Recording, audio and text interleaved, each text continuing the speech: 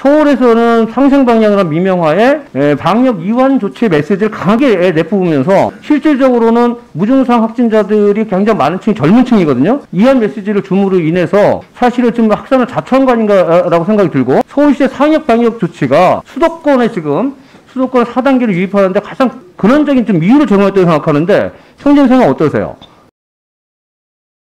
예, 청장님, 지금 현재 우리가 수도권 4단계로 좀 격상되었는데, 지금 이 4단계 격상되면서 이제 4차 대유행이 지금 진입했다고 보고 있는데요. 이 핵심이 이제 델타 바이러스하고 그 무증상 확진자의 폭증으로 이제 이 대표가 되고 있거든요.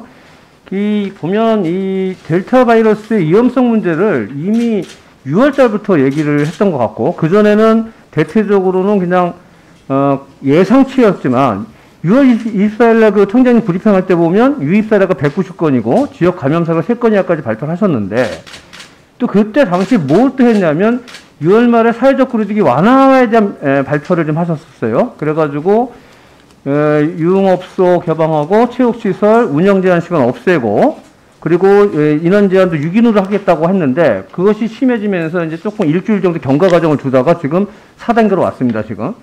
대체적으로 저희들이 6월달 정도에는 델타 바이러스의 전파력에 대한 위험하고, 그리고 무증상 확진자의 폭증을 예견을 했거든요.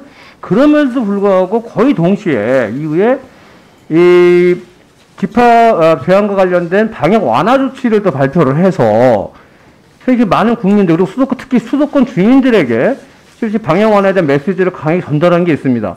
이 방역 완화 메시지가 지금 이런 4단계를 만들어낸 그 국민들의 이해를 좀 자초한 발표라든지 얘기가 아니었나 싶은데, 이거에 대해서 어떻게 생각하세요, 청장님은? 아무래도 4차 유행이 되면서 의원님 말씀하신 대로 사회적 거리두기 개편과 또 예방접종자에 대한 인센티브 등이 발표되면서, 그리고 또 예방접종이 시작되면서 조금 완화된 그런 메시지가 전달이 된 것 같고요. 그런 면에서는 좀 더 메시지 관리와 위험도에 대한 경고, 그리고 조치에 대한 것들을 신중하게 잘 관리하도록 하겠습니다. 그러니까 이게 굉장히 중요한 문제입니다. 사실은 지금 방역 완화 메시지가 자초한 측면이 있거든요. 그래서 이후에 지금 현재 우리가 25일까지 하고 있는데, 이거에 관련해서 추이를 잘 살펴서 실질적으로 모순된 메시지가 가지 않게끔 좀 관리해 주셨으면 좋겠고요. 하나 더 여쭤볼게요. 지금 지자체별로 자율적으로 방역 조치를 결정할 수 있죠? 네. 예, 그런데 지금 보면 서울에 같은 경우에 보면 4월달 보궐선거 끝나고 오세훈 시장께서 업종과 업태별로 사정이 다름에도 불구하고 방역 당국에서 그냥 무조건적인 방침으로 인해 가지고 손해 보고 있어서 이거에 대한 완화에 대해서 협의한 적 있으시죠?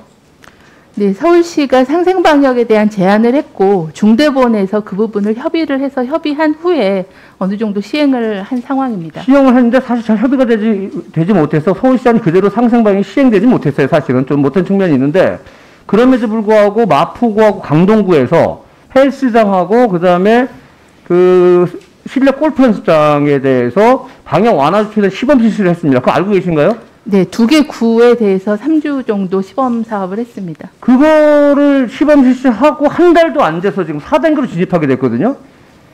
특히 방역 당국에서 델타 바이러스 인지하는 것과 동시에 서울에서는 상생 방향이나 미명화에 방역 이완 조치 메시지를 강하게 내뿜으면서 실질적으로는 무증상 확진자들이 굉장히 많은 층이 젊은 층이거든요.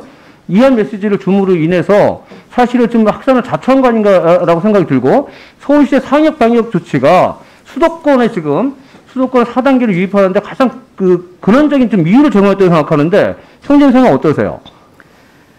제 생각에는 이번 4차 유행의 가장 근본적인 원인은 3차 유행 이후에 한 6개월 정도 500명에서 600명대 확진자가 계속 누적돼 왔었고요.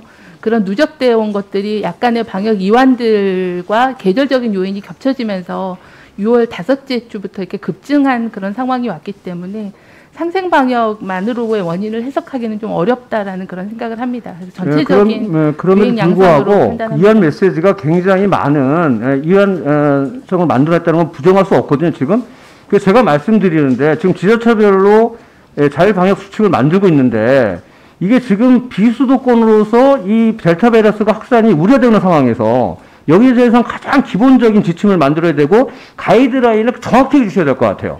될 수 있는 것과 안 되는 것에 대해서. 그래서 혼란이 없도록 했으면 좋겠습니다. 이것은 대책에 대해서 좀 말씀해 주시죠. 네, 현재 저희가 사회적 거리두기 개편을 하면서 개편에 대한 단계별 기준을 제시를 했고 그걸 지자체가 단독으로 결정하는 게 아니라 중대본하고 협의하면서 단계에 대한 결정과 조치에 대한 부분들을 협의를 진행하고 있습니다. 비수도권으로도 확장될 가능성이 있기 때문에 비수도권에서의 사회적 거리두기에 대한 이행 점검 그리고 비수도권하고 수도권이 교류할 수 있는 유흥시설이나 뭐 사우나 같은 그런 위험시설에 대한 선제 검사 그리고 사적 모임에 대한 강화 이런 부분들을 통해서 확산되는 것을 차단하는 노력을 더 지자체와 협력하도록 하겠습니다. 네, 수고하셨습니다. 다음은 존경하는 김미애 의원님 질의해 주십시오.